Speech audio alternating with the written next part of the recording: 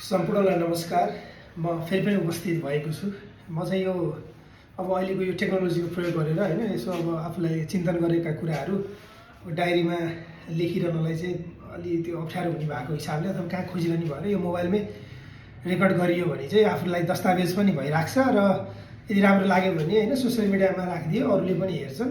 मोबाइलमा राखिरहँदा स्टोरेजको पनि कमी हुन्छ, त्यहाँ राखिदिसकेपछि स्टोरेजको समस्या नै भएन भनेर पनि हो हैन।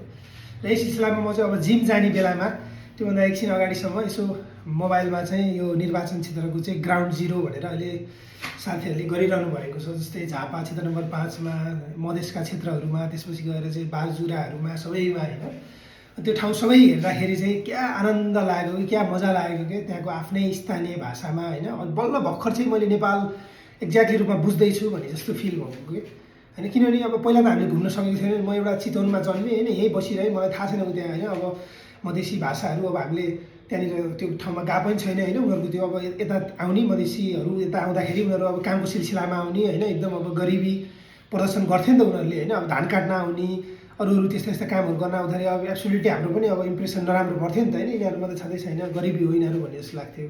अब माथि बाजुरातिरबाट उताबाट आउँदाखेरि पनि आयो यो उताबाट चाहिँ जुम्ली आयो हैन, यस्तो चाहिँ अब चिजहरू बेच्नको लागि लिएर आउँछन् जडीबुटीहरू, त्यस्तो आयो भनेर हामीले चाहिँ त्यस्तै खाले वातावरणबाट हेर्थ्यौँ। हामीले बुझ्न सकेको थिएनौँ कस्तो अब हैन। तामाङ गुरुङहरूको भाषा उनीहरूको बुझ्थेन। उनीहरू यता आउँदाखेरि अब रमाइलो लागि दारूसारू खाएको हैन, यताउति अलिकति हुन्छ नि त त्यो खाले भोटे यस्ता यस्ता कुराहरू भनेको हैन। त्यस्तै त्यस्तै कुराहरू हामीले थाहा हुन्थ्यो के अरे मात्रै हामीले बुझेको हो एक्ज्याक्टली रूपमा भन्नुपर्दा। तर वास्तवमा त हाम्रो यो राष्ट्र त कति सुन्दर रहेछ नि त हैन। कोही त्यस्तो दरिद्रता रहन्छ नि त, त्यो खास सबै त क्रिएट गरिएका रहेछन् नि ती सबै दरिद्रताहरू देखाउनको लागि चाहिँ हैन। भयभरका सबै मान्छेहरूलाई चाहिँ ल अधिकार तिमीहरू चाहिँ लिनको लागि काठमाडौँ आओ भन्ने, त्यहाँ पनि उनीहरूलाई मौन नै राखेर यताबाट नेताले चाहिँ यताबाट भाषण दिने, उनीहरूको कुराहरू हामीले चाहिँ हैन सुन्न नपाउने खालि त्यस्तो थियो। तर thank you to all my हैन त्यो हुन्छ नि जेनजिज अनि युवा दाइ भाइहरू हैन, जसले चाहिँ अहिले उम्मेदवारी दिनुभएको छ र आफ्नो स्थानीय ठाउँमा आफ्नो स्थानीय भाषामा जुन कुराहरू गर्नु, जस्तै बाजुरातिर हाम्रो हेमराज थापा दाइले पुग्नु भएको छ, उनीहरूकै भाषामा हैन कुरा गर्नुभएको छ। मैले त केही ल्याइकन आएको होइन, म त केही दिन सक्ने छैन हैन, त्यहाँबाट पनि हामीलाई केही चाहिने होइन, हामीलाई तिम्रो मासु रक्सी केही चाहिने होइन, यहाँबाट जाउँ र हाम्रो चाहिँ कुराहरू बोल हैन भन्ने कुराहरू भयो। आफ्नो ठाउँमा जस्तै बालेन शाह चाहिँ देश दौडा गर्न जाँदाखेरि चाहिँ सुदूरपश्चिमको भाषा कति राम्रो रहेछ। सुदूर अब दूर नै झिकु झिकु माया तमलाई कति राम्रो रहेछ नि त। त्यहाँको मान्छेले पनि फुल दिएर स्वागत गरे, आफूसँग जे छ त्यो भएको एउटा भाव प्रकट गऱ्यो नि त, आफू खुसी छु तिमी प्रति भन्ने खाले भनेपछि रहेछ नि त एउटा चाहिँ एउटै फिलिङ्स त रहेछ नि। म यहाँ चितवनमा जन्मेर हुर्केको मान्छे र उहाँ सुदूरपश्चिममा हुर्केको मान्छेले पनि चाहनाहरू एउटै खाले रहेछ। उनीहरूसँग पनि एउटा सम्पन्नता हामीसँग जति यो हैन दिनदिन चल्नको लागि जे जति चाहिन्छ त्यो उहाँहरूसित पनि रहेछ। त्यसपछि अलि अझै माथि जानु भइसकेपछि हैन कर्णालीका सुइना अब हाम्रा सुइना, त्यहाँको भाषै छुट्टै। मैले त्यो हेर्न थालेपछि कति राम्रो कि त्यतातिर माथितिरको चाहिँ हैन हामीले सबैलाई भोट दिएका हो हैन, कसैले पनि राम्रो गरेन, अब त नयाँलाई हेर्ने हुन् भन्ने खाले कुराहरू।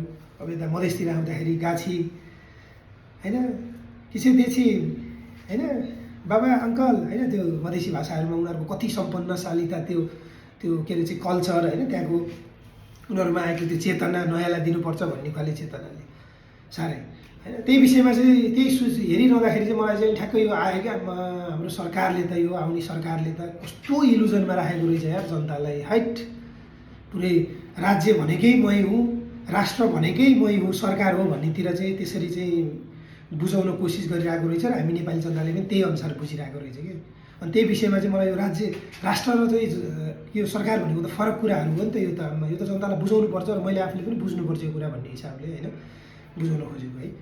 त्यही भएर अलिकति अब यो विषयमा भन्छु म। राष्ट्र र सरकार भनेको दुईवटा नितान्त फरक कुराहरू हो। यो हेर्नुहोस् हुन्छ नि यो टर्मिनोलोजीमा कि नितान्त फरक। यो सरकार नै तपाईँको राष्ट्र कदापि हुँदै होइन। यो राष्ट्र भनेको चाहिँ मैले भने नि विभिन्न ठाउँ हाम्रो यो ल्यान्ड डक्कर हेर्नुहोस् होइन, पूर्वदेखि पश्चिम महाकालीसम्म हाम्रो यो हिमाल तराई पहाड भयो, त्यहाँ बस्ने मान्छेहरू होइन र उनीहरूले बोल्ने ती भाषाहरू, उनीहरूसँग भएका ती संस्कृतिहरू हैन, हाम्रा वन जङ्गलहरू, हाम्रा हिमाल पहाड जति पनि हाम्रा चाहिँ यो प्राकृतिक सम्पदाहरू छन् यी कुराहरू भयो। र प्लस यी प्राकृतिक सम्पदाहरूलाई चाहिँ अब जोगाउनुपर्छ भनेर चाहिँ खडा गरिएका हाम्रा चाहिँ राष्ट्रसेवक सेनाहरू होइन। त्यसपछि गएर प्रहरीदेखिबाट लिएर अरू विभिन्न जति पनि चाहिँ सङ्घ संस्थाहरू छन् ती सबै कुराहरू भनेको राष्ट्र हो, होइन। त्यो जस्तै अहिले चाहिँ यो निर्वाचन आयोग, होइन, मानवाधिकार आयोग, यो मुस्लिम आयोग, होइन, यो चाहिँ दलित आयोग, यस्ता यस्ता भन्छ नि, यी सबै कुराहरू भनेको चाहिँ राष्ट्र हो, होइन। र यो वास्तवमा सरकार भनेको पनि राष्ट्र हो, यो एउटै हो कि जस्तै हामीले भन्छौँ नि आत्मा र हामी मान्छेकोमा, होइन। भगवान्को स्वरूप पनि हामी जस्तै छ भनेर भन्छौँ, हामी चाहिँ भगवान्को अंश हौँ भनेर भन्छौँ, तर हामीले चलाउने चाहिँ एउटा चेतना जुन छ नि त, होइन, ईश्वरीय तत्त्व। त्यस्तै गरी सरकार पनि त्यही भित्र नै हो, होइन, राष्ट्रभित्र नै हो, तर त्यो चलाउनको लागि चाहिँ सरकार बल्ल हो चाहिने, त्यसलाई चाहिँ फङ्सन गर्न सरकार चाहिने हो। र त्यो सरकार पनि चुज गर्ने तपाईँ हामीले नै हो अब चाहिँ।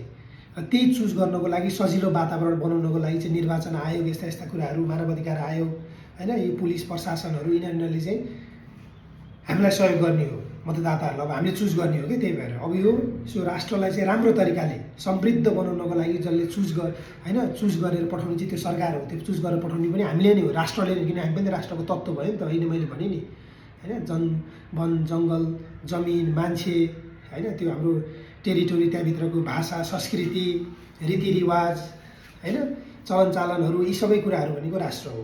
त्यही भएर हामीले चाहिँ यो सरकारहरूले त यस्तो इलुजनमा राखेको रहेछ कि सरकार भनेकै राष्ट्र, तिमीहरूले मैले दिने हो, होइन, हामीले जति दिन्छौँ त्यति नै तिमीहरूले लिने हो, हामीले जति दिन्छौँ त्यही नै हो राष्ट्रले दिएको भनेर यति दरिद्रता बनाइसकेको रहेछ। वास्तवमा त एकदम बवाल रहेछ हाम्रो देश, होइन। म अहिले पर्सनली रूपमा ठाउँ ठाउँ घुम्न जान नपाए पनि अहिले मोबाइलमा हेर्दाखेरि ओ माई गड, हाम्रो भाषा संस्कृति अहिले टक्क यता हाम्रो तमाङ्ने दिदी आशिका दिदीले चाहिँ तमाङ गाउँमा त्यहाँनिर जाँदाखेरि उसले आफ्नो तरिकाले मौलिक आफ्नो भाषामा त्यहाँ कुराकानीहरू गर्दाखेरि, जस्तै हाम्रो चाहिँ सुजन गुरुङले चाहिँ गुरुङ भाषाको, होइन, त्यसरी चाहिँ अब त्यो उनीहरूले चाहिँ प्रचार गरेको त आइरहेको छ नि त, होइन, यो मोबाइल डिभाइसमा आइरहेको छ, सोसियल मिडियामा अपलोड गरिरहेको थियो। हेर्नु जस्तै हेमराज थापा दाजुले गर्नुभएको उता यता टक्क झापामा चाहिँ, होइन, बालेन शाहको चाहिँ टिमले, होइन, इन्क्लुडिङ हर वाइफ, होइन, उहाँले गर्नुभएको। प्लस चाहिँ अब हाम्रो बालेन शाहज्यू नै पूर्व पश्चिम दौडा गर्न जाँदाखेरि चाहिँ त्यतिखेर आएको ती फुटेजहरूले पनि वास्तवमै नेपाल चाहिँ बडा सुन्दर रहेछ भन्ने कुरा लाग्यो। या त स्विज मलाई थाहा जस्तै अब हामी हिउँ खेल्नलाई चाहिँ, होइन, अब विदेशमै गएर चाहिँ त्यो, होइन, अब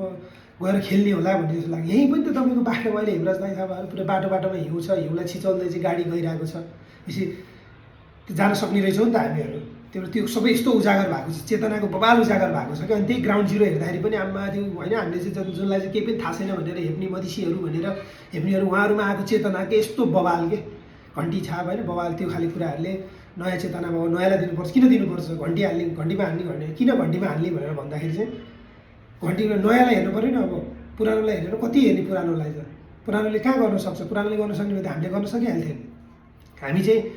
हामीले गर्न नसकेको कुरा हाम्रो छोरा नातिहरूले गर्छ भनेर चाहिँ हामी एउटा चाहिँ विश्वास लिएर बस्ने, अनि अहिले चाहिँ एउटा त्यही छोरा नातिहरू जुन तयार भएर चाहिँ ल अब हामी गर्छौँ नि त, हामीलाई साथ देऊ भनेर आउँदाखेरि हामी नदिने हुन्छ, हामीले दिने हो भन्ने छ।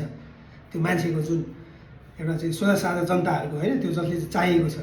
तर अब एउटा बिछेको लेयरहरू जसको चाहिँ ब्रेन वास पनि भएको छ, त्यस्तोले चाहिँ खोइ के भने अब, होइन, त्यही पनि फलफुल बेच्ने, के अरे पसल बेच्ने, फलफुल गर्नेलाई हटायो, कबाडीवालालाई हटायो, त्यसरी चाहिँ गर्न दिएन भनेर त्यस्तोलाई दिने, त्यो मधेसी नै होइन भनेर भने कि।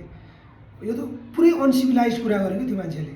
ए भगवान्, काठमाडौँ महानगरपालिकामा त्यहाँ मधेसी मेयर होस्, चाहे त्यहाँ पाहाडिया मेयर होस्, तिमीले त्यो महानगरपालिकाको मापदण्ड अनुसार त्यो बेच्न पाउँदैनौ, एउटा कुरा। अर्को कुरा भयो, एउटा कुरा त्यो भयो। अर्को कुरा, तिमी काठमाडौँमा गएर चाहिँ एउटा चाहिँ के अरे चाहिँ त्यसरी चाहिँ साइकल डोराइ कानुन विपरीत चाहिँ तिमी चाहिँ गतिविधिहरू गर्छौ, होइन, फलफुलहरू बेच्छौ भन्छौ, त्यो गर्छौ, होइन, संरचना त्यही तरिकाले बनाउँछौ भनेपछि तिमी हामीलाई हेप्दैन त, हेप्छ नि त।